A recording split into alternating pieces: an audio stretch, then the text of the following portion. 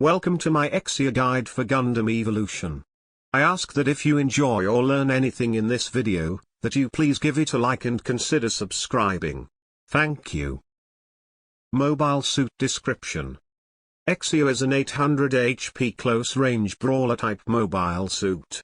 His kit consists of 3 dashes, a projectile weapon, and mobility/melee abilities. He is one of the 3 highest difficulty mobile suits available at launch. Weapons and abilities. Exia's main weapon is GN Beam Dagger. It fires a 3-round burst projectile effective up to medium range.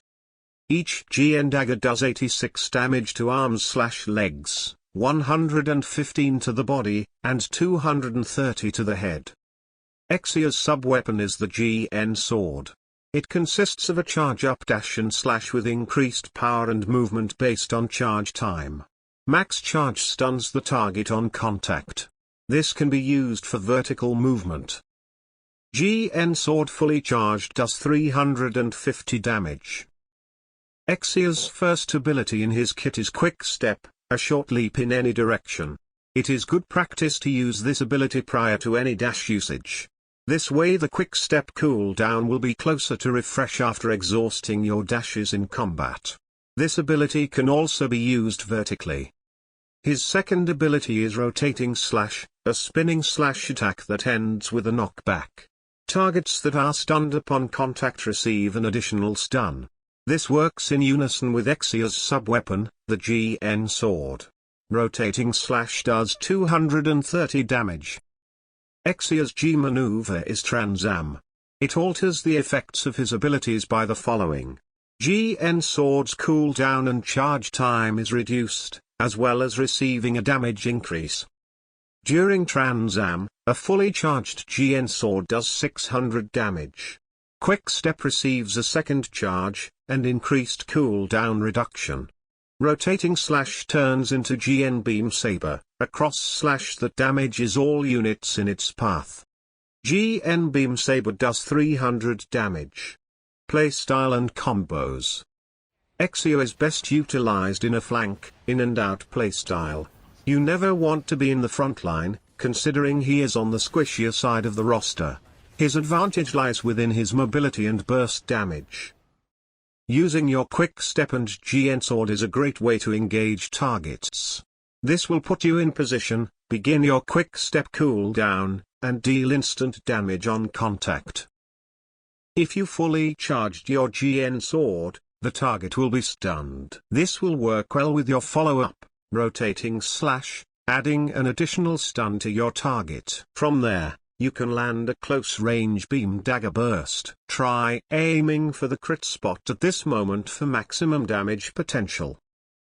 If you do not eliminate the target, you will have to decide whether to continue brawling the enemy suit, or get out of combat. You should have 2 or 3 of your dashes available for either dodging enemy attacks, or fleeing. As you encounter this situation more and more, your split-second decision-making will improve on assessing which is the optimal decision. Things to assess are which unit, abilities you are facing, their remaining HP, and whether or not you or they are receiving team support.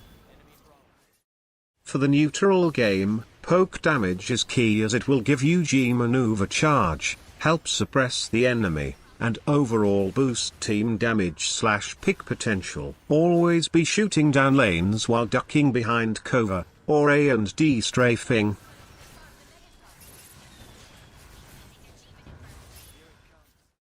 Having a projectile weapon helps since you do not have to stay tracking the enemy after firing. This comes with its own drawbacks, being that the enemy can simply walk out of your line of fire after throwing your GN daggers. This is when predicting enemy movement and spreading out your fire will help. While firing, moving left or right will give your weapon more of a horizontal hitbox. Although this may also lead to less hits, a few hits are better than none when facing an evasive opponent. G maneuver. Transam mode can be a very oppressive G maneuver if used correctly. It will take practice to use effectively, so do not be discouraged if it does not go well. When you are considering using it in combat, Some things to look out for are enemy health bars, positioning, and cooldowns. It is great for cleaning up damaged targets during a team fight, since the enemy's attention will be thinned out. This will be an optimal opportunity for you to focus on individual targets. Be wary of mobile suits with crowd control abilities such as Marasai's Sea Snake ability and Barbato's Longsword. Being stunned as Exia is one of the worst scenarios you can be in. I hope this gave you a basic understanding on Exia, and gives you the confidence to try his kit yourself. Again, do not feel discouraged if you struggle piloting him. Practice makes perfect.